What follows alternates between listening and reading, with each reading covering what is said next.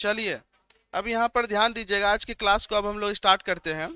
इसके पिछले क्लास में हम लोग मानव नेत्र के बारे में अच्छे से पढ़ लिए थे, हाँ ये ना।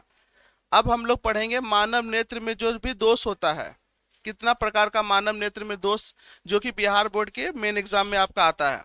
तो इसीलिए अच्छे से अब इसको देखिएगा। चलिए यहाँ पर ध्यान दीजिएगा थोड़ा सा। आज के क्लास में हम लोग को करना है कि मानव नेत्र में होने वाला दृष्टि दोष, जिसके कारण मानव नेत्र के द्वारा किसी भी वस्तु को देखने में दिक्कत होने लग जाता है। बात समझ में आ रहा है क्या? अब यहाँ पर ध्यान दीजिएगा, ये दृष्टि दोष क्या होता है समझिएगा। देखिए कहता है जब आंख किसी वस्तु की स्पष्ट छवि या स्पष्ट प्रतिबिंब रेटिना पर बनाने में असमर्थ हो जाती है, तो इस स्थिति को दृष्टि दोष कहते हैं। आप जानते हैं कि मानव नेत्र किसी भी वस्तु का प्रतिबिंब रेटिना पर बनाता है। प्रतिबिंब कहाँ पे बनता है? रेटिना पे बनता है। लेकिन जब यही मानव नेत्र वस्तु का प्रतिबिंब रेटिना पे बनाने में असक्षम हो जाता है, रेटिना पर प्रतिबिंब नहीं बना पाता है, तो ये जो स्थिति है, इस स्थिति को हम लोग बोलते हैं दृष्टि दोष। क्या बोलते हैं? दृष्टि दोष। ठीक है ना। ये दृष्टि दोष कई प्रकार का हो सकता है। तो यहाँ मुख्यतः ये 3 प्रकार का दृष्टि दोष आप लोग को देखने को मिलेगा। ये मुख्यतः है, ये नहीं बोले कि ये 3 प्रकार का है, मुख्यतः 3 प्रकार का दृष्टि दोष देखने को मिलेगा। सबसे पहला जो दृष्टि दोष है वो है निकट दृष्टि दोष। कौन सा है? निकट दृष्टि दोष। इसको इंग्लिश में हम लोग बोलते हैं मायोपिया, है कि नहीं है? दूसरा जो दृष्टि दोष है वो है दूर दृष्टि दोष, जिसको हम लोग कहते हैं हाइपरमेट्रोपिया। तो पहला दृष्टि दोष है कौन सा? निकट दृष्टि दोष। दूसरा है दूर दृष्टि दोष। और जो तीसरा दृष्टि दोष है वो है आपका जरा दृष्टि दोष, जिसको हम लोग कहते हैं प्रेसबायोपिया। ये 3 प्रकार का दोष हमारे आंखों में देखने को मिलता है, मानव नेत्र में देखने को मिलता है, जिस कारण से मानव नेत्र किसी भी वस्तु का स्पष्ट प्रतिबिंब रेटिना पर नहीं बना पाता। तो वो कितने प्रकार का हो गया? 3 प्रकार का। पहला कौन सा? निकट दृष्टि दोष। दूसरा कौन सा? दूर दृष्टि दोष। और तीसरा कौन सा? जरा दृष्टि दोष। ये 3 प्रकार का दृष्टि दोष आप याद रखेंगे। अब बारी बारी से समझेंगे कि ये निकट दृष्टि दोष क्या होता है, दूर दृष्टि दोष क्या होता है, और जरा दृष्टि दोष क्या होता है। इसको बारी बारी से हम लोग देखेंगे। यहां पर पहले ध्यान दीजिएगा, सबसे पहले नंबर में आता है बाबू आपका निकट दृष्टि दोष, जिसको हम लोग कहते हैं मायोपिया। इंग्लिश नेम भी आप लोग याद रखिएगा बीच बीच में, ठीक है, याद रखिएगा। पहला है निकट दृष्टि दोष। अब आपका यहाँ पर देखिए साफ लिखा हुआ है निकट दृष्टि दोष। इसका मतलब निकट का चीज नहीं दिखेगा, लेकिन ऐसा नहीं होता इसमें। अगर निकट दृष्टि दोष है यानी निकट का चीज दिखेगा साफ साफ, लेकिन दूर का चीज आपको अच्छे से नहीं दिखेगा। यानी निकट दृष्टि दोष में निकट का वस्तु यानी सामने का वस्तु साफ साफ दिख जाता है, लेकिन दूर का वस्तु नहीं दिख पाता है। ऐसे दोष को निकट दृष्टि दोष बोलते हैं। जैसे जो क्लास के पीछे बैठी है लड़की लोग या लड़का लोग, अगर उसको ये सब साफ साफ नहीं दिख रहा है, तो उस कंडीशन में हम उसको निकट दृष्टि दोष कहेंगे। क्योंकि आमने जो कॉपी में लिखा है वो तो सही पढ़ लेती है, लिख लेती है, लेकिन जो बोर्ड में लिखा हुआ वो नहीं पढ़ पाती। इसका मतलब सामने का नजर उसका ठीक है, लेकिन दूर का नजर में प्रॉब्लम है। तो ऐसे दोष को निकट दृष्टि दोष कहा जाता है। तो यहाँ पर देखिए इस दोष में पास की वस्तुएं स्पष्ट दिखाई देती हैं, लेकिन दूर की वस्तुएं धुंधली दिखाई देती हैं। कैसी दिखाई देती हैं? धुंधली दिखाई देती हैं। ऐसे दोषों को निकट दृष्टि दोष कहते हैं। कैसा दोष कहते हैं? निकट दृष्टि दोष कहते हैं। यहाँ पर इसका कारण हम लोग समझेंगे। अगर आपका आंख पूर्ण रूप से स्वस्थ है तब तो कोई दिक्कत वाली बात नहीं है, लेकिन किसी कारणवश आपका आंख जो है ना हल्का सा पचक गया, इस तरीके से हल्का सा क्या हो गया? पचक गया। तो ध्यान से सुनना यहाँ पर बात को। ये जो आंख का गोलाई है, ये वाला भाग अगर हल्का सा पचक जाएगा तो ये आंख का गोलाई वाला भाग यहाँ चला जाएगा। अगर ये पचकेगा तो ये दूर न जाएगा। आप एक बेलून में पानी भर लीजिए, अब बेलून को इस तरीके से पचका दीजिएगा तो इधर की ओर निकलता है कि नहीं? अब वही इसको छोड़ दीजिएगा, वापस से गोल हो जाता है। होता है कि नहीं होता है?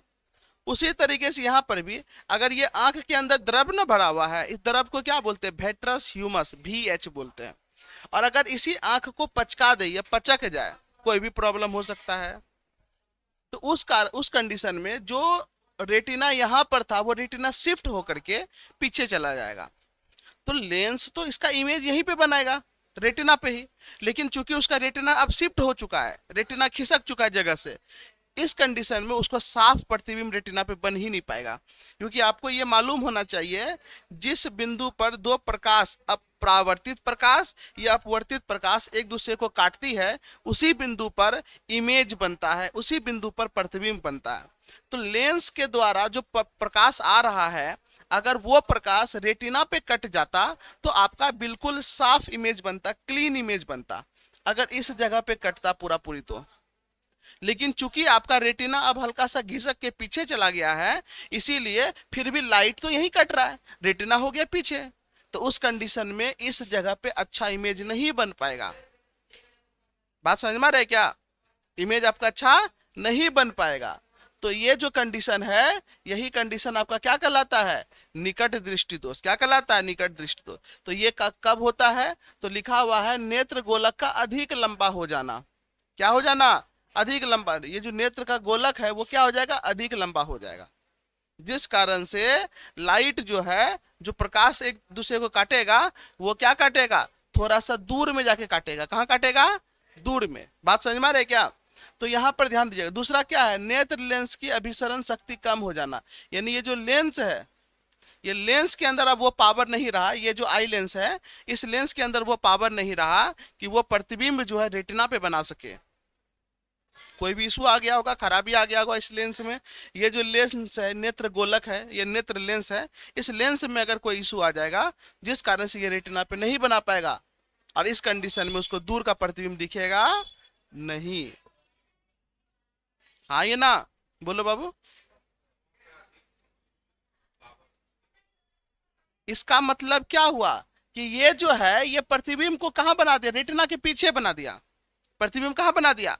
प्रतिबिंब तभी आपको अच्छे से दिखेगा जब प्रतिबिंब रेटिना पे बने। कहां पे बने? रेटिना पे। और रेटिना के जब पीछे बना देगा तो आपको प्रतिबिंब अच्छा साफ साफ दिखेगा नहीं। समझ में आ रहा है क्या? या तो रेटिना के आगे बना देगा तो भी साफ साफ दिखेगा नहीं। अब चूंकि ये रेटिना के पीछे बनाया, रेटिना के कहा बनाया? पीछे, यानी कि ये बहुत दूर ना बना दिया। हाँ ये ना, रेटिना से कहा बना दिया? पीछे बना दिया। Yes you know.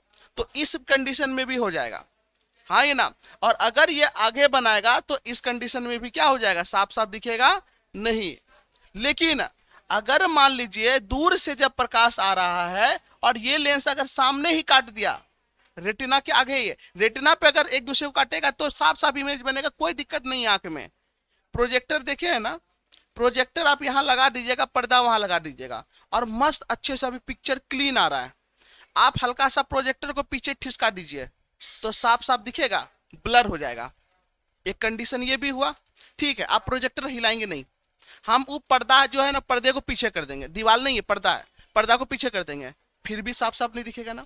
तो दो तरीके से हम गड़बड़ा सकते हैं। पहला, प्रोजेक्टर का ही स्थिति बदल देंगे, और दूसरा, जिस पर्दे पे इमेज बन रहा है उसी को हटा देंगे, उसी को दूर कर देंगे, पास कर देंगे, तो गड़बड़ हो जाएगा ना। उसी तरीके से यहां पर प्रतिबिंब गड़बड़ कब बनेगा? दो कंडीशन है। एक कंडीशन क्या है? रेटिना को ही आगे पीछे कर दो। दूसरा कंडीशन क्या है? लेंस के ही अंदर वो क्षमता नहीं है कि आगे पीछे बना रहा है, ये रेटिना पे बना पा रहा है, ये लेंस भी गड़बड़ा गया। तो ये दो कंडीशन हो सकता है कि नहीं हो सकता है? तो समझिए, अगर प्रतिबिंब जो है, अगर प्रतिबिंब आपका रेटिना के आगे बन जाता है, अगर प्रतिबिंब रेटिना के आगे बन जाता है तो रेटिना पे साफ साफ इमेज नहीं बन पाएगा। इसी को हम लोग बोलते हैं निकट दृष्टि दोष। क्या बोलते हैं? तो नाम जो रखा गया है, किस आधार पर रखा गया, समझ में आया? क्योंकि ये जो है वो लेंस के निकट बन गया, लेंस के बगले में बन गया। बनना कहाँ चाहिए था? रेटिना पे। कहाँ बनना चाहिए था? रेटिना पे। तो बोल रहा है छवि रेटिना से पहले बनती है, इसलिए धुंधली दिखाई देती है। रेटिना के कहाँ बन गया? पहले ही बन गया। तो जिस जगह पे कटेगा, तो यहीं पे कटा है तो यहीं पे बन गया। ऐसा हुआ काहे?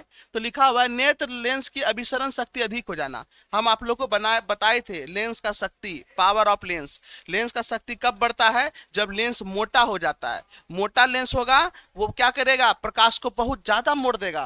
तो ये प्रकाश मोटा हो गया, प्रकाश को बहुत ज्यादा मोड़ दिया, इसलिए यहीं पे काट दिया। मेरा बात समझ में आया?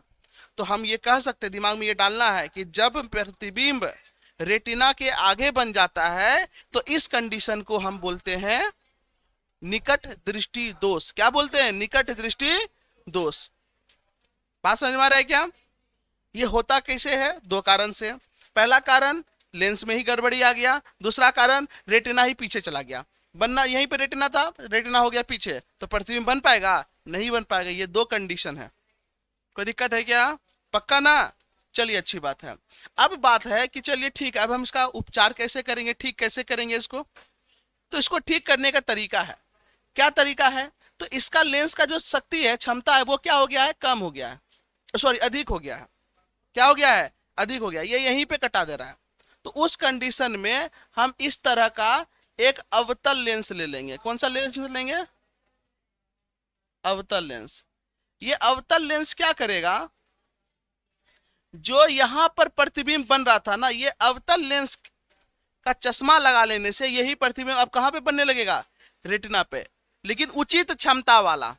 अगर आप उचित क्षमता वाला अवतल लेंस का प्रयोग करते हैं तो जिसके परिणाम स्वरूप जो प्रतिबिंब रेटिना के आगे बनता था, अब वही प्रतिबिंब रेटिना पे बनने लग जाएगा। इसीलिए निकट दृष्टि दोष को दूर करने के लिए किस लेंस का प्रयोग किया जाता है? अवतल लेंस का। किस लेंस का प्रयोग किया जाता है? यानी कि पूछेगा अवतल लेंस का प्रयोग किस दृष्टि दोष को दूर करने में किया जाता है? तो निकट दृष्टि दोष। किस दोष को? निकट दृष्टि दोष को। ये याद रखना है। कोई दिक्कत है क्या? नहीं ना? चलिए, तो निकट दृष्टि दोष को दूर करने के लिए किसका यूज किया जाता है? अवतल। निकट दृष्टि दोष में क्या होता है? आप किताब उताब बढ़िया से पढ़ पाइएगा, क्योंकि ये सामने न रख करके हम लोग देखते हैं। आराम से सब्जी उब्जी काट पाइएगा, हेम काट सब कर पाइएगा, सूटर बुन पाइएगा, सिलाई कढ़ाई सब कर पाइएगा, खाना वाना बना पाइएगा। लेकिन दूर का चीज देखने में आपको क्या होगा? दिक्कत होगा। अगर दूर में कहीं बैनर पोस्टर लगा हुआ, उसको पढ़ने में क्या होगा? दिक्कत होगा। समझ में आ रहा है क्या? क्लासरूम में अगर दूर में बैठे हैं, पीछे बैठे हैं, तो उस कंडीशन बोर्ड में साफ साफ दिखाई देगा आपको? नहीं। हाँ ये ना? तो यहाँ पर देखिए लिखा हुआ है, दूर की सड़क पर लिखा बोर्ड पढ़ने में क्या होगा? कठिनाई होगा। निकट दृष्टि दोष होने पर क्या होता है? पास तो स्पष्ट दिखाई देता है, लेकिन दूर क्या हो जाता है? धुंधला। कारण क्या है? या तो नेत्र गोलक लंबा हो गया, या तो लेंस का शक्ति अधिक हो गया, जिस कारण से लेंस जो है ना पहले ये प्रकाश को कटा देता है। तो ये दो कंडीशन हो सकता है। अभी हम आपको बताया ना, प्रोजेक्टर वाला कंडीशन याद रखिएगा। दो तरीके से हम मामला गड़बड़ा सकते हैं। ये तो प्रोजेक्टर हिला देंगे, इधर उधर कर देंगे, ये तो पर्दे इधर उधर कर देंगे। तो दो तरीके से हम गड़बड़ा सकते हैं कि नहीं सकते हैं? हाँ ये ना? तो बस यही वो तरीका है। सुधार का तरीका क्या है? अवतल लेंस। यही याद रखना है। ये जो छोटा सा सार है ना, यही सार याद रखना है, सारांश याद रखना है, जो एग्जाम के लिए इंपॉर्टेंट होता है। हाँ ये ना?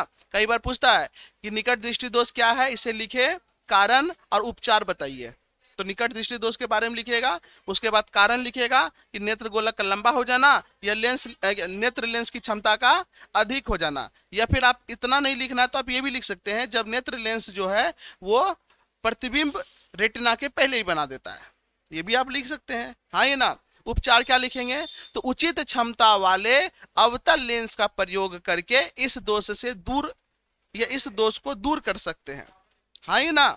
ये आपको याद रखना है। ऑब्जेक्टिव में इसमें भर भर के आता है। अभी पढ़ा लेने दीजिए, उसके बाद हम आपको एक ट्रिक बता देंगे कि किस तरीके से याद रहेगा, क्योंकि कंफ्यूजन बहुत हो जाएगा। अभी तो चलिए फ्रेश फ्रेश है, ताजा ताजा है, तो कोई दिक्कत नहीं है। लेकिन जैसे ये बासी होगा ना, 1 महीना बाद, 1.5 महीना बाद, तब तुरंत भूल जाइएगा। हाँ ये ना? इसीलिए इसको हम याद रखने का ट्रिक बता देंगे। खैर चलिए, दूसरा दोष क्या है? दूर दृष्टि दोष। कौन सा दोष है बाबू? दूर दृष्टि दोष। अब ये दूर दृष्टि दोष क्या होता है? बस सिंपल सा बात है। दूर दृष्टि दोष में लग रहा होगा आपके मन में कि दूर का चीज नहीं दिखेगा, लेकिन ऐसा नहीं होगा। इसमें आपको दूर का चित्र एकदम साफ साफ दिखेगा।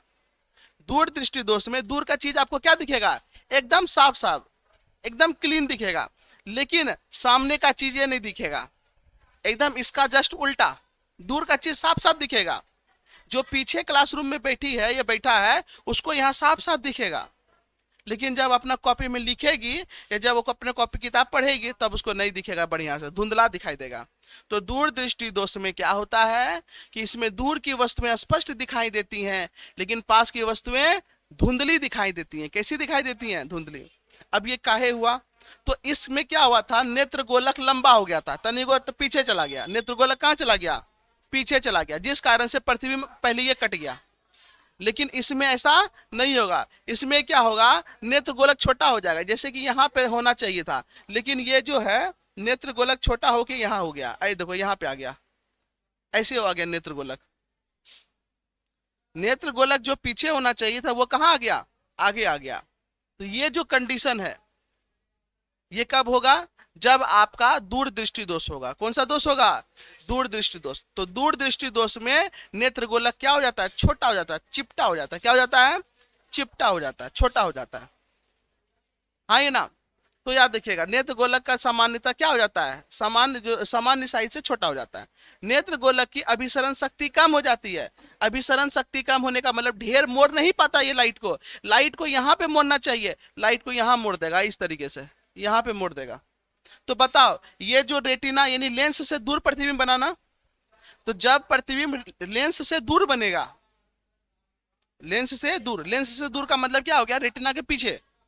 जब प्रतिबिंब लेंस से दूर बनेगा ऐसे स्थिति को हम बोलेंगे दूरदृष्टि दोष। और जब प्रतिबिंब लेंस के सामने बनेगा, देखो यहां पे बना, ये लेंस से सामने है, इसको बोलेंगे निकट दृष्टि दोष। क्या बोलेंगे, निकट। तो याद रखिएगा, इसीलिए इसका नाम दूरदृष्टि दोष रखा गया, क्योंकि इसमें प्रतिबिंब लेंस से दूर बना। लेंस से कहां बना, दूर बना, इसीलिए इसको कहा गया दूरदृष्टि दोष। तो दूरदृष्टि दोष में दूर का चीज साफ साफ दिखेगा।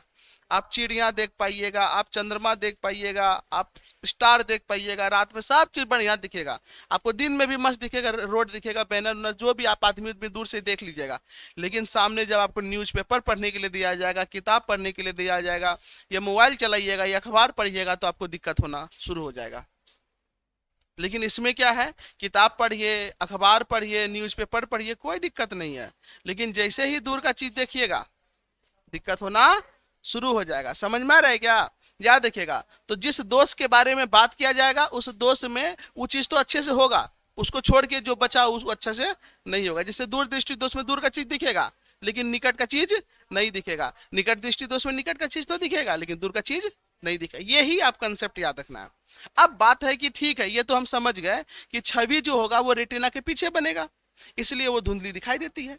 लेकिन इससे बचाव कैसे करेंगे, हम किस तरीके से बचेंगे। कम उम्र में हो गया तो क्या जीवन भर ऐसे ही चलेगा, नहीं। इसका तरीका है। तरीका क्या है, उचित क्षमता वाला अगर उत्तल लेंस आप लगा लेते हैं, उसका प्रयोग करते हैं, तो ये उत्तल लेंस क्या करता है, जो प्रतिबिंब आपका फोकस पे यानी कि रेटिना के पीछे बनता था उसको वापस से रेटिना पे ला देगा। कहाँ पे ला देगा, रेटिना पे ला देगा। हाँ ये ना। और इस तरीके से आपका आंख जो है वो ठीक हो जाएगा। क्या हो जाएगा, ठीक हो जाएगा। बात समझ में आ रहा है क्या, कोई दिक्कत। और आपको साफ साफ सामने का चीज भी दिखना शुरू हो जाएगा और दूर का भी चीज दिखना शुरू हो जाएगा। इस कंडीशन में कोई दिक्कत नहीं है। यानी पास की किताब या मोबाइल पढ़ने में क्या होगा, इस कंडीशन में कठिनाई होगा। क्या होगा, कठिनाई होगा, दिक्कत होगा। हाँ ये ना, क्या हुआ। चलो अब यहां पर ध्यान दीजिएगा, दूर दृष्टि दोष में क्या है, शॉर्ट में याद देखिएगा, दूर स्पष्ट दिखाई देगा लेकिन पास क्या हो जाएगा, धुंधला। आसपास का चीज दिखाई नहीं देने लगेगा। दिखाई नहीं देने का मतलब होता है धुंधला दिखाई देना। चलिए कारण क्या है, नेत्र गोलक छोटा हो गया, चपटा हो गया, जिस कारण प्रतिबिंब दूर बन गया, या लेंस की शक्ति कम हो गया, जिस कारण से पहले ये प्रकाश को ये क्या कर दिया, हाँ ये ना, काट दिया, दूर में जाके काट देगा। सुधार क्या करेंगे, इसमें उत्तल लेंस का प्रयोग करेंगे। किस लेंस का प्रयोग करेंगे, उत्तल लेंस, कॉन्वेक्स लेंस का इसमें हम यूज करते हैं, ठीक है ना। ये अब देखिए यहाँ पर तीसरा है जरा दृष्टि दोष, जरा। अब यहाँ पे देखिए जड़ा का मतलब आपको समझ में आता है, जड़ा का मतलब क्या होता है समझिएगा। या जड़ा का मतलब होता है, जैसे नहीं बोलते आप जाते बोलते जरा जरा सब भेज चीज दे दीजिए, तनी तनी को, तनी तनी को सब चीज भोज जाता है, तनी तनी को सब चीज खा लेता है। उसी तरीके से यह है जरा दृष्टि दोष। अब ये जरा दृष्टि दोष में क्या होता है, ध्यान सुनिएगा, यहाँ पर ध्यान नहीं दिएगा, इसमें थोड़ा गड़बड़ा गया है। जरा दृष्टि दोष में क्या होता है, ये अधिक उम्र जब हो जाता है ना, उस कंडीशन में हो जाता है। अधिक उम्र होने पर आंख के अंदर जो समंजन क्षमता है, जो लेंस को छोटा बड़ा करने का काम करता है, ये क्षमता कम हो जाता है, जिस कारण से व्यक्ति जो है वो ना तो निकट का चीज को अच्छा से देख पाता है ना दूर की चीजों को, यानी इसमें दोनों चीज बाधित हो जाता है। तो जरा दृष्टि दोष में क्या होगा, जरा जरा निकट का चीज देखने में दिक्कत होगा और थोड़ा थोड़ा दूर का। यहाँ पे लिखा हुआ है इस दोष में बढ़ती उम्र के कारण पास की वस्तुओं को और दूर की वस्तुओं को स्पष्ट देखने में क्या होता है, कठिनाई होता है। क्या होता है, कठिनाई। इसमें हम साफ साफ ना तो दूर का चीज देख पाते हैं ना पास का चीज देख पाते हैं। अगर मान लेते हैं इसमें पास का चीज अगर साफ साफ देख पाते तो इसको हम लोग क्या बोलते हैं, निकट दृष्टि दोष। और अगर दूर का चीज देख पाते तो बोलते दूर दृष्टि दोष। लेकिन इसमें दोनों अच्छे से नहीं देख पाते, ना निकट का ना दूर का। इसीलिए इसको बोलते हैं जरा दृष्टि दोष, जरा जरा सब बीमारी है उसको, हाँ ये ना, इसको बोलते हैं जरा दृष्टि दोष। अब यहाँ पर होता क्या है, तो ये जो सिलियरी मसल्स है, मांसपेशियां, वो कमजोर हो जाता है, यानी ये लेंस के आकार को बदल नहीं पाता है। दूर देखने के लिए लेंस को चपटा करना है, सिलेरी मसल्स नहीं कर पा रहा है। सामने के चीजों को देखने के लिए लेंस को मोटा करना है, सिलेरी मसल्स नहीं कर पा रहा है। तो ऐसे कंडीशन में सिलेरी मसल्स कमजोर हो जाता है, जिस कंडीशन से यहाँ पे व्यक्तियों को जरा दृष्टि दोष हो जाता है। कौन सा दोष हो जाता है? जरा दृष्टि दोष। बात समझ में आ रहा है ना? हाँ ये ना। अब चूंकि देखो जरा दृष्टि दोष हो गया, यानी उसको समझ लो निकट दृष्टि दोष है और दूर दृष्टि दोष भी है। अगर निकट दृष्टि दोष रहेगा तो अवतल लगाएगा, और अगर दूर दृष्टि दोष रहेगा तो उत्तल लगाएगा। है इसको दोनों, भारी दिक्कत हो जाएगा ना, हाँ ये ना।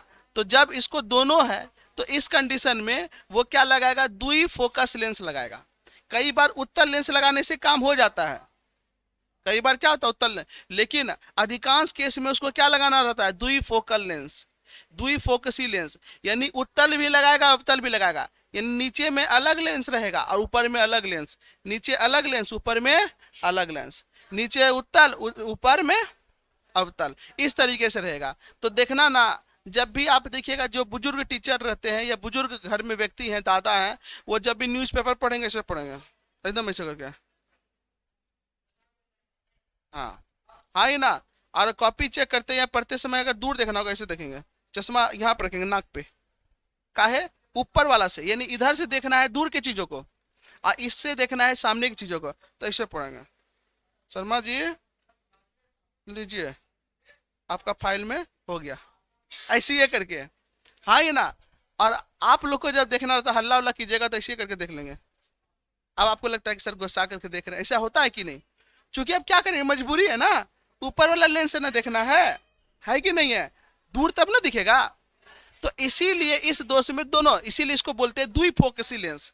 दो लेंस का यूज कर रहे हैं ना, इसमें हम लोग कितना लेंस का यूज कर रहे हैं? दो लेंस का, इसीलिए इसको बोलते हैं द्विफोकसी लेंस। क्या बोलते हैं? द्विफोकसी, बाइफोकल लेंथ। तो जरा दृष्टि दोष में किसका यूज करते हैं? Bifocal lens. किसका यूज करते हैं?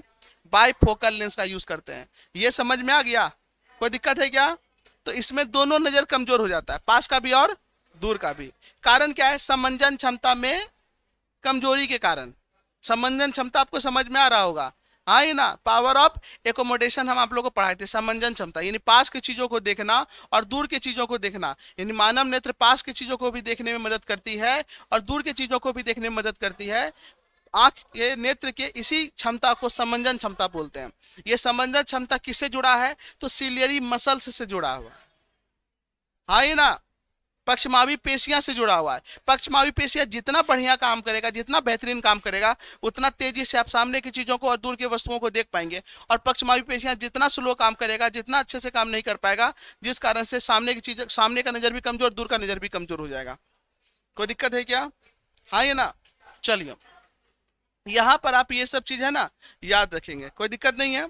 अब थोड़ा सा ट्रिक समझिए कि कैसे आप याद रखेंगे। चलिए, अभी हम लोग समझे, अगर हमको निकट दृष्टि दोष है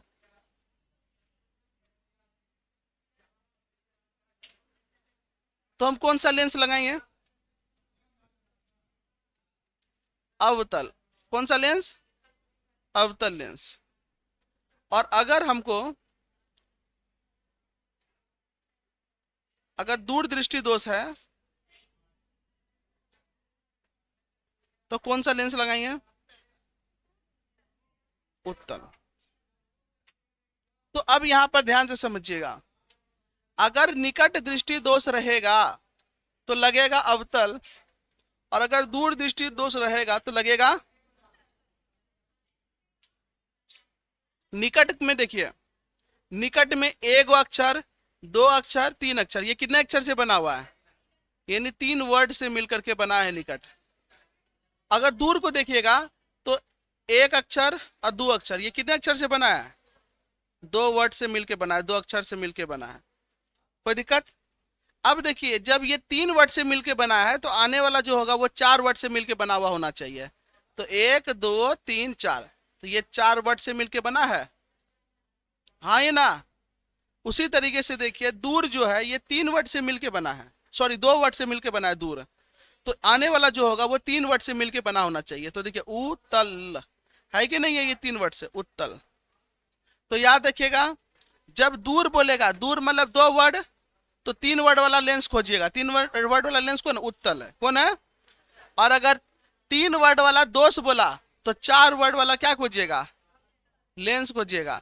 यानी हर शेर का सावा शेर होता है। उसी तरीके से इस शेर का सावा शेर ई है और इस शेर का सावा शेर, समझ में आ गया? तो ये आपको ट्रिक याद रखना है। अगर ट्रिक याद रखिएगा तो ऑब्जेक्टिव क्वेश्चन बनाना आसान हो जाता है, नहीं तो फिर कंफ्यूजन होते रहेगा। मार दीजिएगा निकट में उत्तल और दूर में अवतल, हो जाएगा गोल, दिक्कत हो जाएगा ना। और अगर जरा दृष्टि दोष बोलेगा तो इसमें याद रखना है बाइफोकल। क्या याद रखना है?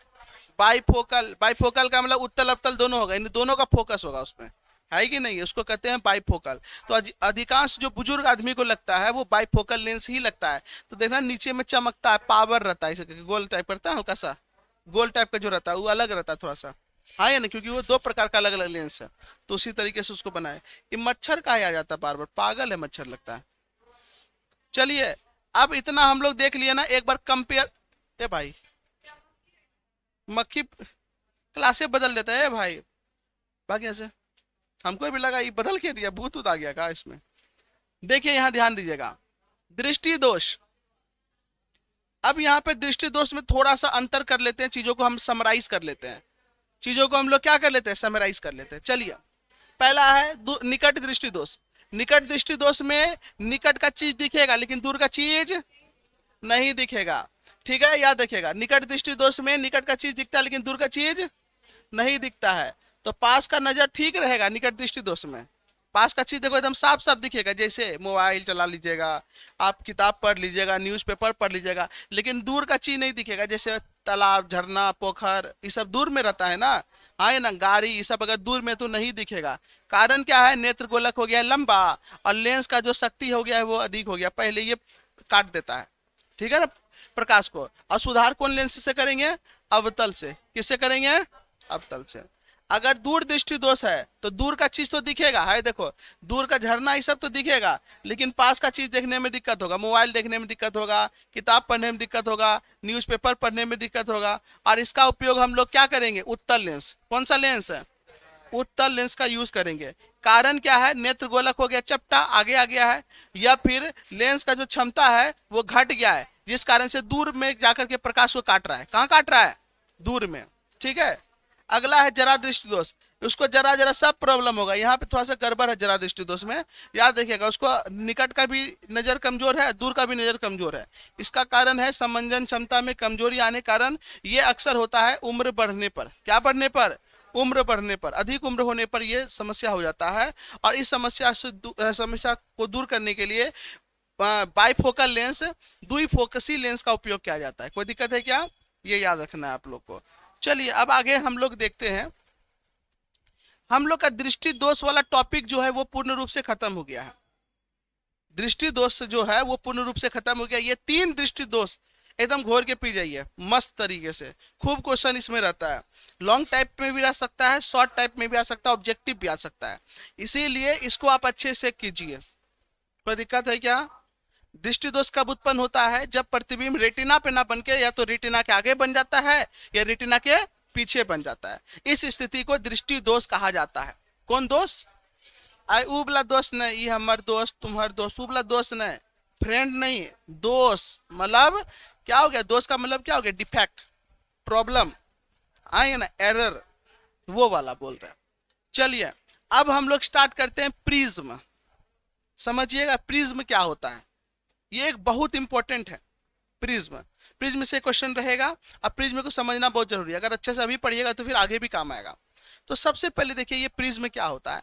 ये प्रिज्म जो होता है वो कांच यानी पारदर्शी पदार्थ का बना हुआ आकृति, एक ढांचा है, संरचना है। किसका बना हुआ है? कांच का। कांच कैसा होता है? पारदर्शी, आर पार होता है, आर पार दिखता है, तो उसको हम पारदर्शी बोलते हैं।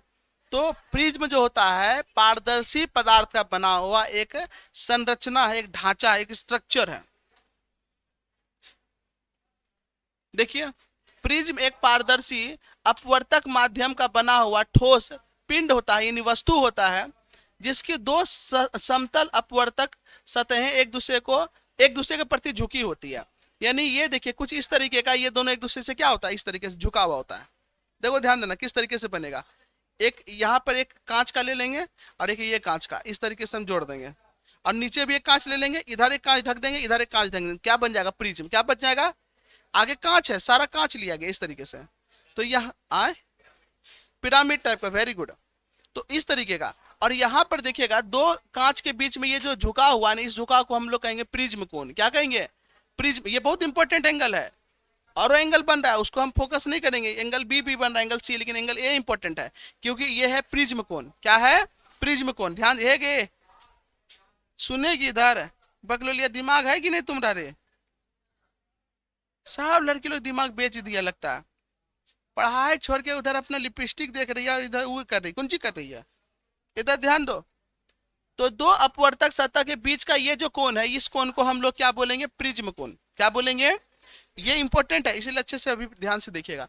प्रिज्म कोण से को ए से इंडिकेट करते हैं, किससे इंडिकेट करते हैं, ए से, ठीक है ना, किससे इंडिकेट करते हैं, ए से। और ये दो अपवर्तक सतह है का मतलब इधर से लाइट आ सकता है या इधरों से लाइट आ सकता है, कोई दिक्कत वाली बात नहीं है, हाँ ही ना। ये कुछ नहीं, एक वस्तु, एक ढांचा, एक संरचना है जो किसका बना है, पारदर्शी पदार्थ।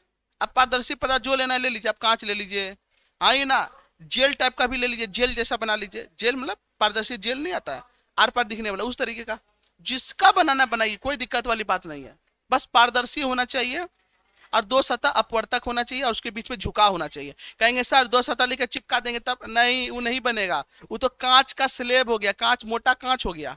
अगर हम इसको झुकाएंगे इस तरीके से तब वो बनेगा प्रिज्म। क्या बनेगा, प्रिज्म बनेगा। कोई दिक्कत है क्या, नहीं ना। प्रिज्म बहुत इंपॉर्टेंट है, इसीलिए ध्यान रखिएगा।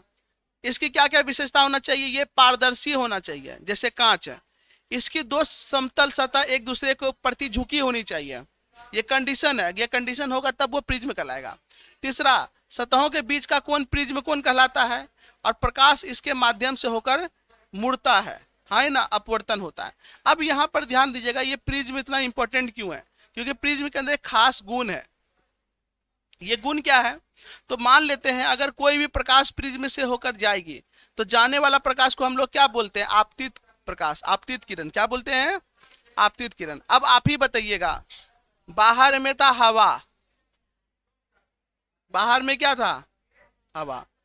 अब यहाँ पे देखो, यहाँ माध्यम चेंज हो रहा है ना, और जब माध्यम चेंज हो रहा है तो यहाँ प्रकाश मुड़ेगा कि नहीं। हम आपको ये पढ़ाए थे प्रकाश का अपवर्तन में कि जब प्रकाश एक माध्यम से दूसरे माध्यम में जाती है तो वो अपने पथ से मुड़ जाती है, अपने पथ से क्या हो जाती है, और प्रकाश के मुड़ने की इसी घटना को प्रकाश का अपवर्तन बोलते हैं। तो यहाँ माध्यम चेंज हो रहा है, इधर अलग माध्यम, इधर अलग माध्यम, तो यहाँ प्रकाश मुड़ जाएगी, प्रकाश क्या होगी, मुड़ जाएगी। कांच का बना हुआ है ना, तो यहाँ कांच का बना हुआ है, यहाँ प्रकाश मुड़ गई इस तरीके का। अब जब इस तरीके से प्रकाश मुड़ी तो फिर देखो माध्यम चेंज हो गया, कांच से अब क्या हो गया, हवा, तो फिर यहाँ प्रकाश मुड़ेगी। लेकिन जब ये मुड़ेगी ना तो ये 7 रंगों में बट जाएगी। कितने रंगों में, 7 रंगों में बट जाएगी। यहां से हम केवल एक रंग दिए, एक रंग का मतलब होता है, इसको हम लोग बोलेंगे श्वेत प्रकाश। यहां से हम कौन सा भेजे हैं, श्वेत प्रकाश भेजे हैं। अब ये श्वेत प्रकाश क्या होता है सर, तो सूर्य से जो प्रकाश आ रहा है वो श्वेत प्रकाश है। ये ट्यूबलाइट सबसे जो प्रकाश आ रहा है वो श्वेत प्रकाश है। कौन सा प्रकाश है, श्वेत प्रकाश है, व्हाइट लाइट जिसको हम लोग बोलते हैं। और यही प्रिज्म क्या करता है, इसको 7 अलग अलग रंगों में बांट देता है, ठीक है, 7 अलग अलग रंगों में बांट देता है। कोई दिक्कत है क्या। अब यहाँ पे समझिएगा थोड़ा सा, यहाँ नाम बहुत इंपॉर्टेंट है। ये जो प्रकाश आया, इस प्रकाश को हम लोग क्या बोलेंगे, आपतित किरण। इस प्रकाश को हम लोग क्या बोलेंगे, आपतित किरण। और दूसरे माध्यम में चला गया, इसको क्या कहेंगे, अपवर्तित किरण। क्या कहेंगे, ये आपतित किरण, ये अपवर्तित। अब फिर चला गया तो क्या इसको भी अपवर्तित कहेंगे, नहीं। तो हम बताए थे जब एक बार आपतित हो, एक बार आपतित, एक बार अपवर्तित हो जाए तो उसके बाद वाला को कहेंगे निर्गत किरण। क्या कहेंगे, निर्गत किरण। क्या कहेंगे, तो ये मेरा कौन सा किरण हुआ, निर्गत किरण। कौन सा किरण हुआ, निर्गत किरण। आपतित किरण, अपवर्तित किरण, निर्गत किरण, आपतित किरण, अपवर्तित किरण और निर्गत किरण। ये समझ में आ रहा है क्या। अब इसके बारे में अच्छे से करेंगे, अभी टेंशन मत लीजिएगा। अब देखिए, जब हम प्रिज्म से हो करके व्हाइट लाइट को जाने दिए, ये व्हाइट लाइट है, सूर्य से आने वाला किरण को, प्रकाश किरण को हम व्हाइट प्रकाश किरण कहेंगे, व्हाइट लाइट कहेंगे। इस ट्यूबलाइट से, इस बल्ब से आने वाला लाइट को हम व्हाइट लाइट कहेंगे। जब व्हाइट लाइट इसके अंदर गया तो ये प्रिज्म के अंदर ये गुण होता है, ये इस व्हाइट लाइट को 7 अलग अलग रंगों में बांट देता है। तो देखो 7 अलग अलग रंगों में तोड़ दिया ना। अब क्या 7 अलग अलग रंग प्रिज्म दिया? नहीं, ये ऑलरेडी इसके पास था, बस इसको तोड़ दिया। इसको क्या कर दिया? तोड़ दिया, ये बांट दिया। अरे हाँ ये ना। अच्छा अभी समझिएगा, आटा में कंकड़ था, तो जब चालनी से चाले कंकड़ अलग हो गया, आटा अलग हो गया, तो क्या कंकड़ चालनी में था कि आटा में था? चालनी तो चाल करके अलग करने का ना काम किया। उसी तरीके से जब लाइट, व्हाइट लाइट प्रिज्म से होकर के गया, तो ये लाइट जो है ना 7 अलग अलग रंगों में बट गया। तो जो 7 अलग अलग रंग था वो प्रिज्म में था कि इसी में था? लाइट में ही था, लेकिन दिख नहीं रहा था, पता नहीं चल रहा था। हाँ ये ना, वो इसी लाइट में था, छिपा हुआ था, पता नहीं चल रहा था। तो इसी को ये तोड़ दिया, जिस तरीके से चालनी चाल दिया उसी तरीके से लाइट को तोड़ दिया। समझ में आया? और ये जो तोड़ने का ये जो गुण है, इसी गुण को हम लोग कहेंगे वर्ण विक्षेपण। वर्ण का मतलब होता है प्रकाश, वर्ण का मतलब क्या हुआ? प्रकाश। इसी प्रकाश को तोड़ दिया, विक्षेपित कर दिया, इसी को हम लोग कहेंगे वर्ण विक्षेपण। क्या कहेंगे? वर्ण विक्षेपण। इसको कहते हैं इंग्लिश में dispersion of light, dispersion of light. तो कहेंगे क्या? जब श्वेत प्रकाश किसी प्रिज्म से होकर गुजरता है, जब व्हाइट लाइट किसी प्रिज्म से होकर जाएगा और अपवर्तन के कारण अपने 7 रंगों में विभक्त हो जाता है। जब कोई भी प्रकाश किरण प्रिज्म से होकर जाएगा और इसमें प्रकाश का अपवर्तन होगा, प्रकाश का क्या होगा? अपवर्तन। इस अपवर्तन के बाद ये 7 अलग अलग रंगों में बट जाएगा, तो इस घटना को हम प्रकाश का वर्ण विक्षेपण कहेंगे। क्या कहेंगे? वर्ण विक्षेपण। वर्ण का मतलब होता है प्रकाश और विक्षेपण का मतलब होता है टूटना, भटक जाना। तो जब प्रिज्म के द्वारा कोई भी श्वेत प्रकाश 7 अलग अलग रंगों में बट जाता है, तो ये घटना वर्ण विक्षेपण कहलाता है। तो हम आपसे जानना चाहेंगे कि वर्ण विक्षेपण की घटना कहाँ देखने को मिलता है? तो प्रिज्म में। किसमें देखने को मिलता है? प्रिज्म में। हाँ बोलो बाबू। एकदम। अगर कोई भी संरचना प्रिज्म के जैसा होगा, अगर कोई भी संरचना किसके जैसा होगा? प्रिज्म के जैसा, तो उसमें भी आपको ये चीज घटना देखने को मिलेगा। कहेंगे सर वर्षा होता है तो इंद्रधनुष देखने को मिलता है, वहां तो 7 गो रंग है, तो वहां पर भी प्रिज्म का निर्माण हो रहा है। वहां पर भी किसका निर्माण हो रहा है? प्रिज्म का। किसका निर्माण हो रहा है? प्रिज्म का निर्माण हो रहा है। जहां जहां प्रिज्म का संरचना, प्रिज्म के जैसा संरचना बनेगा, तो वहां वहां आपको ये घटना। हीरा, हीरा में भी कोई भी लाइट जाकर 7 अलग अलग रंगों में बटता है, तो हीरा में भी वर्ण विक्षेपण का घटना देखने को मिलता है, क्योंकि वो भी लगभग प्रिज्म के जैसा संरचना है। अब एक बात हम आपको बताए थे, आप याद कीजिएगा, सुनो, देखो, ध्यान देना। ये मेरा कौन सा लेंस है? उत्तल लेंस है। उत्तल लेंस से जब प्रकाश आएगा तो ये किधर मुड़ेगा? तो इधर मुड़ेगा। इधर आएगा तो किधर मिलेगा? इधर मुड़ेगा। उसी तरीके से ये मेरा कौन सा लेंस है? अवतल लेंस। कौन सा लेंस? यहां जब प्रकाश जाता है तो ये ऊपर की ओर मुड़ता है, इधर भी ये ऊपर की ओर मिलता है। ऐसा काहे हो रहा है? क्योंकि हम उस समय एक बात बताए थे, जिधर का भाग मोटा होता है, लेंस का वह भाग जो मोटा होता है, प्रकाश उधर ही मुड़ता है। तो यहां पर देखिए, लेंस का ऊपर वाला भाग मोटा है, बीच वाला भाग पतला है, तो ऊपर की ओर मुड़ा। यहां पर जब लाइट आया, नीचे वाला भाग मोटा है तो नीचे की ओर मुड़ा। तो लेंस में हमेशा इस बात का ध्यान रखिएगा कि जो भाग मोटा होता है उधर ही मुड़ता है। जैसे ऊपर वाला भाग पतला है, ऊपर नीचे, तो देखो नीचे की ओर मुड़ा ना, क्योंकि नीचे वाला भाग क्या है? मोटा है। उसी तरीके से प्रिज्म में देखिए, जब प्रिज्म में लाइट गया तो कहाँ मुड़ा? इधर की ओर, नीचे की ओर मुड़ा। काहे? कि ये वाला भाग क्या है? मोटा है, ये वाला भाग ज्यादा है ना, ऊपर वाला भाग क्या है? पतला है। इसीलिए अगर यही प्रिज्म को हम ऐसे उल्टा कर देंगे, अगर अब लाइट भेजेंगे तो ये ऊपर की ओर ही मुड़ेगा, क्योंकि ऊपर में क्या है? मोटा है। तो याद रखिएगा, जिधर का क्षेत्रफल ज्यादा होगा, यानी मोटा होगा, लाइट उधर ही बैंड कर जाता है। लाइट उधर क्या कर जाता है? बैंड कर जाता है। तो कितना रंग का निर्माण होता है? 7 रंग का। हाँ ये ना। अब ये वर्ण जो है, ये अलग अलग 7 रंगों में बट गया। जब 7 रंगों में बटा, यानी 7 रंग का यहाँ जो पट्टी बना, ये जो पट्टी बना 7 रंग का, ये जो पट्टी बना, इसी को हम लोग बोलेंगे वर्णपट। क्या बोलेंगे? वर्णपट। तो वर्ण विक्षेपण के कारण जो 7 रंग का पट्टी बनता है, उसको हम लोग वर्णपट या स्पेक्ट्रम बोलते हैं। क्या बोलते हैं? वर्णपट या स्पेक्ट्रम, या स्पेक्ट्रम। स्पेक्ट्रम मतलब हो गया 7 रंग का पट्टी, 7 रंग का पट्टी। कोई दिक्कत है क्या? नहीं ना। वर्ण विक्षेपण का कारण क्या है? तो अलग अलग रंग का अपवर्तनांक अलग अलग होता है, इसीलिए इस तरीके से ये क्या हो गया? टूट गया। क्या हो गया? टूट गया। तो सबसे ऊपर में आपको कौन सा रंग मिला? लाल, उसके बाद नारंगी, उसके बाद पीला, उसके बाद हरा, उसके बाद नीला, फिर जामुनी, ये बैगनी। ये सीक्वेंस आपको याद रखना पड़ेगा, ये बहुत जरूरी है। ये जो सीक्वेंस है आपको क्या रखना पड़ेगा? याद रखना पड़ेगा। हाँ ही ना।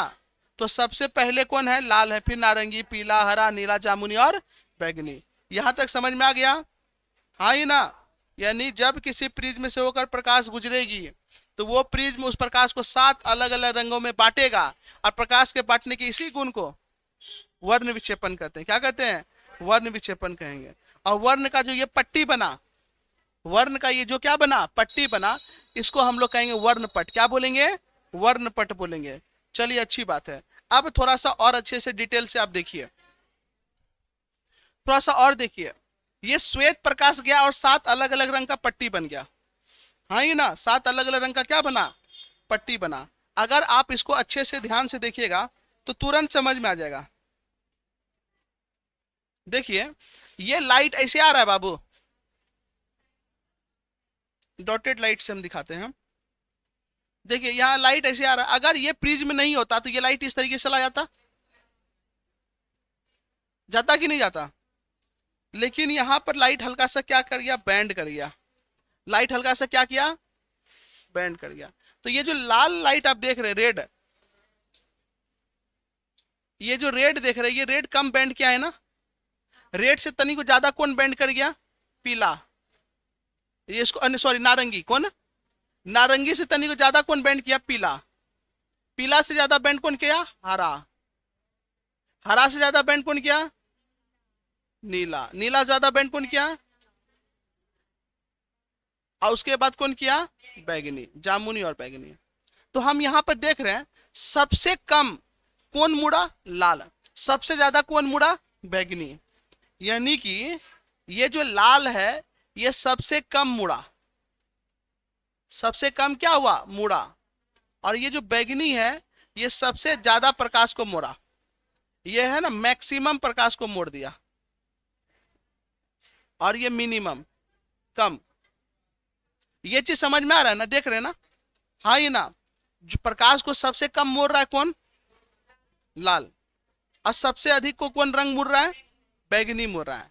हाँ ये ना, सबसे कम लाल और सबसे अधिक बैगनी। अच्छा, अगर हम बोलेंगे लाल के बाद वह कौन सा रंग है जो सबसे अधिक मुड़ा? लाल के बाद वह कौन सा रंग है जो सबसे अधिक मुड़ा? आए?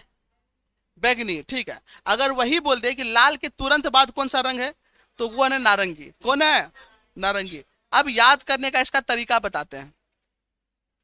चलिए देखिए, बैगनी को इंग्लिश में क्या बोलते हैं? वायलेट। जामुनी को इंडिगो, नीला को ब्लू, ग्रीन के लिए जी, येलो के लिए वाई, ऑरेंज के लिए ओ, रेड के लिए आर। इसी को हम लोग बोलते हैं भीप गई ओर। क्या बोलते हैं? बोलो ना। इसी को हम लोग क्या बोलते हैं? भीप गई ओर। क्या बोलते हैं? भीप गई ओर। क्या बोलते हैं? भीप गई ओर। अगर भीप गई ओर नहीं बोलना है तो आप इस तरीके से बोलते हैं बेजानी, बेजानी हपी नाला। हम इसको ऐसे ही बोल सकते हैं, बेजानी हपी नाला। अब इसका मतलब क्या हुआ?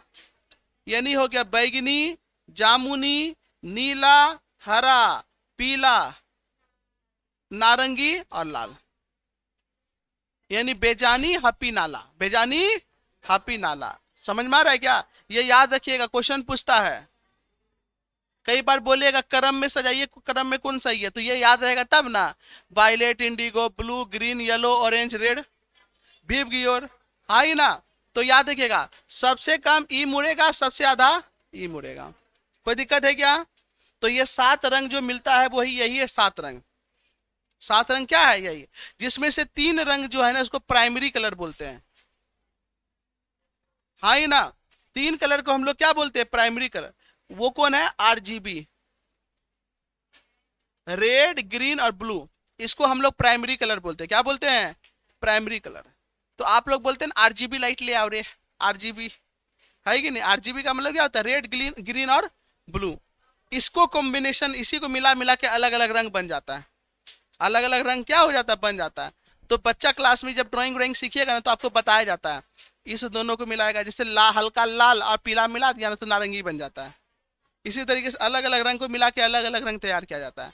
कहेंगे सर काला रंग नहीं है, तो काला कोई रंग नहीं है, याद रखिएगा।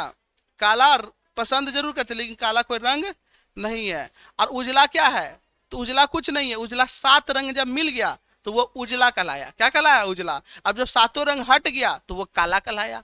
जहां कुछ नहीं है वहां काला है, समझ में आया? जहां कुछ नहीं है वहां क्या है? काला। समझ में आया? याद रखिएगा।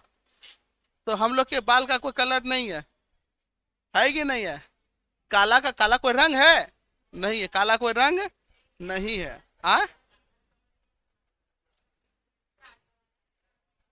बोलती है पकड़ लिया, काला कहाँ है बाल? चलो अब समझिए, यानी बैगनी रंग जो है ना सबसे ज्यादा क्या करता है? प्रकाश को मोड़ता है। तो प्रकाश को मोड़ना जो है ना वो कहलाता है विचलन। क्या कहलाता है? विचलन, यानी भटकना, डेविएशन। तो लाल रंग, बैगनी रंग का जो विचलन सबसे अधिक है, देखो कितना ज्यादा भटक गया, यानी इस रास्ते में जाना था, इस पथ पे जाना था और मुड़ गया, कहाँ चला? इधर जाने लगा। तो सबसे ज्यादा विचलन किसका होता है? बैगनी का। किसका होता है? बैगनी का। ठीक है ना? सबसे अधिक विचलन किसका होता है? बैगनी का। और लाल रंग का विचलन जो होता है वो सबसे कम होता है। प्रिज्म नए रंग को नहीं बनाता है, प्रिज्म के अंदर कोई रंग नहीं होता है, बल्कि ये श्वेत प्रकाश में पहले से मौजूद रंगों को अलग अलग करता है। यानी जो सूर्य से प्रकाश आ रहा है, श्वेत प्रकाश, उसके अंदर ऑलरेडी कितना रंग है? 7 रंग है। कितना रंग है? 7 रंग है। उसी को बस प्रिज्म तोड़ देता है। क्या कर देता है? तोड़ देता है। तो जल्दी से बताइएगा किस रंग का विचलन सबसे ज्यादा होगा? किस रंग का विचलन सबसे कम होगा? लाल का। हम और आपसे पूछते हैं, नीला और जामुनी में किसका विचलन सबसे ज्यादा होगा? जामुनी का। नीला और जामुनी में, नीला और जामुनी में सबसे ज्यादा किसका होगा? जामुनी का। और पूछते हैं, पीला, नीला और बैगनी में सबसे ज्यादा विचलन किसका होगा? बैगनी का। पीला, नीला और जामुनी में सबसे कम विचलन किसका होगा? पीला का। किसका होगा? तो ये आप ऑब्जेक्टिव क्वेश्चन में तभी जवाब दे पाएंगे जब आपके पास ये 7 रंग का नाम याद होगा एक सीक्वेंस में, नहीं तो दिक्कत हो जाएगा। VIBGYOR, VIBGYOR, VIBGYOR, अगर ये याद नहीं होगा तो आप इसका जवाब नहीं दे पाएंगे। मेरा बात समझ में आ रहा है क्या? कोई दिक्कत है क्या? पक्का ना? ठीक है, अच्छी बात है। तो याद रखिएगा, ये आपको याद रखना बहुत ज्यादा क्या है? जरूरी है। ठीक है ना? चलिए, अच्छी बात है। अब यहां पर ध्यान दीजिएगा, ये 7 अलग अलग रंगों में बटा, 7 अलग अलग रंगों में बटने को हम लोग कहते हैं वर्ण विक्षेपण। और प्रकाश जो मुड़ गया ना, इसको कहते हैं विचलन। क्या कहते हैं? विचलन। इस प्रकाश का वर्ण विक्षेपण का घटना के कारण इंद्रधनुष बनता है। क्या बनता है? इंद्रधनुष। तो वर्षा के बाद जो इंद्रधनुष का निर्माण होता है वो किसका एग्जाम्पल है? वर्ण विक्षेपण का। हाँ, ये ना, इंद्रधनुष का बनना। किसका बनना? इंद्रधनुष का बनना।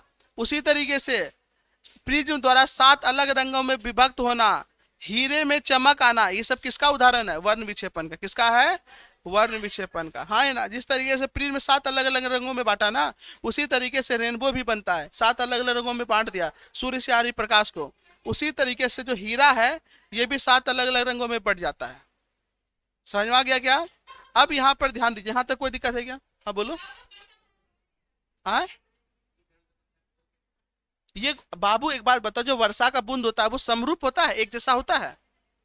अलग अलग तरीके से पैटर्न होता है ना। वर्षा का बूंद जैसे गिर रहा है, आप देखो वहां पर 2 घटना देखने को मिलेगा।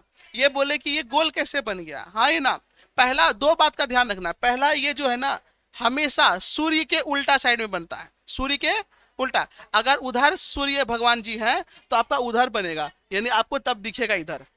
ठीक है, ऐसा आप देखें कि नहीं?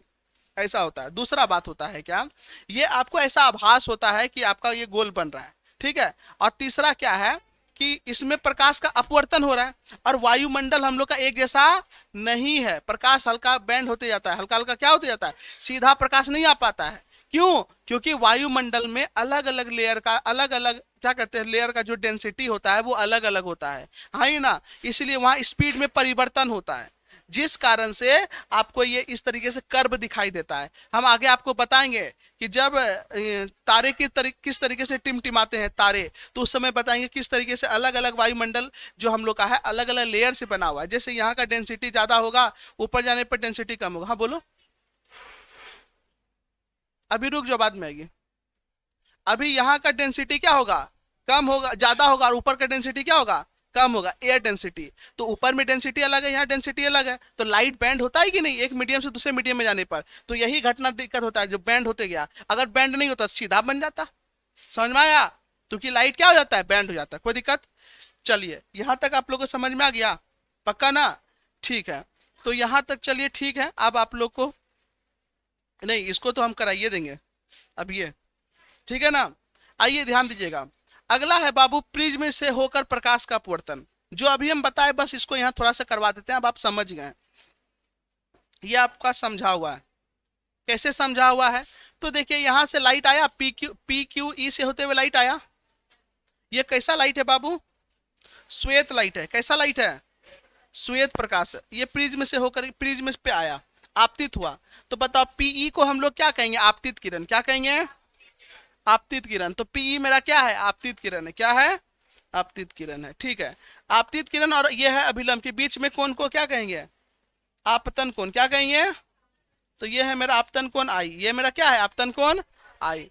एक माध्यम से दूसरे माध्यम में जाएगा तो प्रकाश मुड़ेगा, प्रकाश मुड़ गया, तो यहां पर क्या हुआ? अपवर्तन। क्या हुआ? अपवर्तन, हाँ ये ना। तो यह है आपतित किरण, ये हो गया अपवर्तित किरण। कौन सा किरण हुआ? अपवर्तित किरण, हाँ ये ना। आपतित किरण, अपवर्तित। तो बताओ ई एफ मेरा क्या कहलाएगा? अपवर्तित किरण। क्या कहलाएगा? अपवर्तित किरण कहलाएगा। ई एफ क्या कहलाएगा? अपवर्तित किरण। क्या कहलाएगा? अपवर्तित किरण कहलाएगा। अब बताओ यहां से प्रकाश निकल गया ना, जब निकल जाएगा उसको कहेंगे निर्गत किरण। क्या कहेंगे? तो आप लोग यहाँ पे लिख लीजिएगा, इसी को हम लोग निर्गत किरण भी बोलते हैं। क्या बोलते हैं? निर्गत किरण। इसी की जगह, क्योंकि आप हम लोग निर्गत यूज किए हैं ना, तो हम लोग निर्गत ही बोलेंगे। क्या बोलेंगे? निर्गत। तो इसको हम लोग निर्गत किरण कहेंगे। क्या कहेंगे? निर्गत किरण। और ये जो एंगल बन रहा है इसको क्या कहेंगे? प्रिज्म कोण। क्या कहेंगे? प्रिज्म कोण। क्या कहेंगे? प्रिज्म कोण। अब यहाँ पर तुम ध्यान देना, ये तो निकल गया, यहाँ पर जो ये एंगल बना ना, इस एंगल को इमरजेंट एंगल बोलेंगे, निर्गत कोण बोलेंगे। क्या बोलेंगे? निर्गत कोण। ये है निर्गत कोण और ये है निर्गत किरण। निर्गत किरण। और यहाँ पर ये जो डी बन रहा है ये है विचलन कोण। क्या है? विचलन कोण। विचलन कोण का मतलब जाना चाहिए इधर, चला गया इधर, तो ये इतना विचलित ना हो गया। इसी तरीके से ये अलग अलग विचलन होगा अलग अलग रंग का, तो ये मेरा विचलन कोण। बस ये आपको नाम याद रखना है, ज्यादा इसको रटना नहीं है और इसको ज्यादा दिमाग नहीं लगाना है, और ये फॉर्मूला सब आपको अभी नहीं करना है, ठीक है? ये फॉर्मूला सब नहीं करना है। तो ध्यान रखिएगा, जो प्रकाश आया आपतित किरण, अगर दूसरे माध्यम में चला गया अपवर्तित किरण, जब उस माध्यम से बाहर हिल गया तो उसको निर्गत किरण। क्या कहेंगे? निर्गत। जब आपतित किरण था तो आपतन कोण, अपवर्तित किरण था तो अपवर्तन कोण, और जब निर्गत किरण था तो निर्गत कोण। और एक एक्स्ट्रा में याद रखना है विचलन कोण। क्या याद रखना है? विचलन कोण। और ये प्रिज्म एंगल। इतना अगर याद हो गया ना तो क्लास 12 आपका आसान हो जाएगा, बहुत आसान हो जाएगा। इसको प्रूफ करना रहता है क्लास 12 में, अभी कुछ नहीं करना, बस अभी आपको ये सब नाम बस सुनना है। कोई दिक्कत है क्या? नहीं ना? चलिए अच्छी बात है, ये तो आपको समझ में आ गया, हाँ ही ना। अगला देखिए क्या है बाबू, आपका इंद्रधनुष। क्या है? इंद्रधनुष, रेनबो। अभी इंद्रधनुष का ही बात हो रहा था, अब इंद्रधनुष है। समझिए इंद्रधनुष कैसे बनता है। तो जब बारिश होता है और उस समय प्रकाश भी पर्याप्त मात्रा में रहता है, उस कंडीशन में बादल उदल नहीं रहता है, आप देखिएगा इंद्रधनुष अभी बनेगा जब धूप उप रहेगा प्रॉपर। अच्छा इस तरीके से होता है जब पूरा एकदम घना बादल छा गया और इंद्रधनुष बना नहीं, एकदम साफ रहेगा वातावरण, तब इंद्रधनुष बनता है। काहे? तो जब बारिश का बूंद, बड़ा बड़ा बूंद जो बारिश का होता है, जब वर्षा का बूंद जो है और उससे लाइट घुसता है, ये मान लेते वर्षा का एक बूंद है और इसमें सूर्य का प्रकाश क्या किया? प्रवेश किया, तो यहाँ पर प्रकाश का अपवर्तन होगा। क्या होगा? अपवर्तन होगा। बात समझ में आ रहा है क्या? और प्रकाश का अपवर्तन होने के बाद फिर यहाँ प्रकाश जाकर टकरा गया, वापस टकरा गया, यहाँ पर प्रकाश का क्या हो गया? परावर्तन हो गया। अंधेरे में क्या हो गया? परावर्तन हो गया। टकरा के वापस आना की घटना क्या कहलाता है? परावर्तन कहलाता है। क्या कहलाता है? परावर्तन कहलाता है। फिर ये वापस निकल गया, यानी अपवर्तन हो गया वापस से। तो ये प्रकाश जो है जैसे ही अंदर प्रवेश करेगा ना, तो ये प्रकाश का जो रंग है वो 7 अलग अलग रंगों में बढ़ जाएगा। 7 अलग अलग रंगों में क्या हो जाएगा? और इस तरीके से कई सारा बूंद है ना, तो अलग अलग बूंदों के द्वारा इसी तरीके सात सात रंग का पैटर्न बनेगा और सब मिल करके हम लोग को इंद्रधनुष के जैसा दिखाई देने लग जाता है। कैसा दिखाई देने लग जाता है? इंद्रधनुष के जैसा। कैसा दिखाई देने लगता है? इंद्रधनुष। इंद्रधनुष कुछ नहीं होता है, इंद्र भगवान जी जो कि वर्षा करवाते हैं। हाँ ये ना, बात समझ में आ रहा है क्या? और पहले भी है ना, जब भी इंद्र भगवान जी को है ना आदेश दिया जाता था वर्षा कराने के लिए, तो वो क्या निकालते थे? अपना धनुष निकालते थे, मार देते थे, तो वर्षा होने लगता था। हाँ ये ना, इसीलिए बना दिया गया धनुष के, चूंकि संरचना के समान है इसीलिए उसको बोला गया वर्षा के कारण होता है, इंद्र भगवान के कारण होता है, इसीलिए इसको बोला जाता है इंद्रधनुष। क्या बोला जाता है? इंद्र। इंग्लिश में फिर भगवान इंद्र का कोई नाम आता है क्या? रेनबो सीधा, मतलब बो का मतलब क्या हो गया? इंद्र भगवान। रेन का मतलब तो वर्षा हो गया, नहीं ना? तो हिंदी और इंग्लिश में अंतर है कि नहीं है? क्योंकि भगवान जी हम लोग के लिए है ना। हाँ ना, इंद्र भगवान, पवन भगवान, हाँ ना, अंजनी पुत्र हनुमान जी, तो ये हम लोग के लिए। उसी तरीके से यहाँ पर हो गया, इंग्लिश में बोलते हैं रेनबो, हिंदी में क्या बोलते हैं? इंद्रधनुष। क्या बोलते हैं? इंद्रधनुष। तो याद रखिएगा, इंद्रधनुष वर्षा के बाद आकाश में दिखाई देने वाला 7 रंगों का प्राकृतिक स्पेक्ट्रम है। स्पेक्ट्रम का मतलब बताया ना, वर्ण पट, पट्टी है। क्या है? एक पट्टी है जिसमें 7 रंग होता है। कौन कौन सा? विबग्योर। कौन सा? VIBGYOR. Violet, indigo, blue, green, yellow, orange, red, ये 7 रंग याद होना चाहिए सीक्वेंस में, ठीक है ना? याद रखिएगा, यह वायुमंडल में मौजूद जल की सूक्ष्म बूंदों पर, जो हम लोग के वायुमंडल में छोटा छोटा बूंद है, सूक्ष्म बूंद, छोटा छोटा बूंद है, सूक्ष्म बिंदुओं पर सूर्य का प्रकाश पड़ता है तो वहां पे अपवर्तन का, वर्ण विक्षेपण का तथा आंतरिक परावर्तन का घटना देखने को मिलता है, जिसके परिणाम स्वरूप इंद्रधनुष का क्या होता है? निर्माण होता है। तो यहाँ पर देख रहे हैं इंद्रधनुष में जो 7 रंग जो है इसी तरीके से वो दिख रहा है। कोई दिक्कत है क्या? नहीं ना। अंदर में बैगनी है, बाहर में क्या है? लाल है। क्या है? लाल है। कोई दिक्कत है? लाल इसलिए है क्योंकि लाल रंग का विचलन सबसे कम होता है, बैगनी का विचलन सबसे अधिक होता है। इन धनुष बनने के लिए सूर्य का प्रकाश, बूंद की वर्षा तथा प्रेक्षण की उचित स्थिति आवश्यक है। यानी जहां से आप देख रहे हैं और जहां इंद्रधनुष बन रहा है इसके बीच में जो गैप है वो उचित होना चाहिए, तब जाके आपको दिखेगा, अदरवाइज नहीं दिखेगा। बात समझ में आ रहा है क्या? इंद्रधनुष हमेशा सूर्य के विपरीत दिशा में बनता है, ठीक है? इंद्रधनुष गोलाकार होता है परंतु इसे पृथ्वी से केवल उसका अर्धवृत्ताकार भाग दिखाई देता है। एक्चुअल में इंद्रधनुष कैसा बनता है? गोल। क्या बनता है? गोल बनता है। लेकिन हमको कैसा भाग दिखाई देता है? कैसा दिखाई देता है? आधा दिखाई देता है। पृथ्वी गोल है ना, तो हम आधा ही देख पाते हैं, आधा ढक जाता है। आधा क्या हो जाता है? ढक। आप जैसे सुबह के समय में सूर्य भगवान दिखते हैं तो सूर्य भगवान का आधा ही दिखता है ना, इसका मतलब क्या आधे हैं? अरे हैं, पूरा दिख आधा रहा है। बात समझ में आ रहा है क्या? हाँ ये ना। आप तुम ही बताओ, हम पेड़ देखते हैं, पेड़ का जड़ नहीं दिख रहा है, इसका मतलब पेड़ का जड़ नहीं है। अरे को बात हुआ, बात समझो। हाँ ये ना। तो उसी तरीके से इंद्रधनुष जो होता है वो पूरा बनता है लेकिन हमको आधा ही दिखाई देता है। यह हमेशा वर्षा के बाद बनता है, वर्षा के बाद बनता है। प्रिज्म द्वारा श्वेत प्रकाश का 7 रंगों में विभाजन होता है और ये हीरे में भी होता है। किसमें होता है? हीरे में। हीरे में भी कौन सा घटना देखने को मिलता है? आपका वर्ण विक्षेपण का। कौन सा घटना देखने को मिलता है? तो यहां तक समझ में आ गया? कोई दिक्कत है क्या? तो नेक्स्ट क्लास में अब हम लोग आगे करेंगे। तो ये आपका आज हम लोग वर्ण विक्षेपण कर लिए, हम लोग आज आपका दृष्टि दोष कर लिए। अब हम उम्मीद करेंगे कि किसी तरह का कोई समस्या आपको नहीं होगा, ठीक है? ये चैप्टर कंप्लीट हो जाने के बाद एक बार आपका ऑब्जेक्टिव करवा देंगे इसी चैप्टर का। समझ में आ रहा है क्या? कोई दिक्कत है? पक्का ना? चलिए अच्छी बात है। तो आज के क्लास को हम यहीं पर समाप्त करते हैं। धन्यवाद।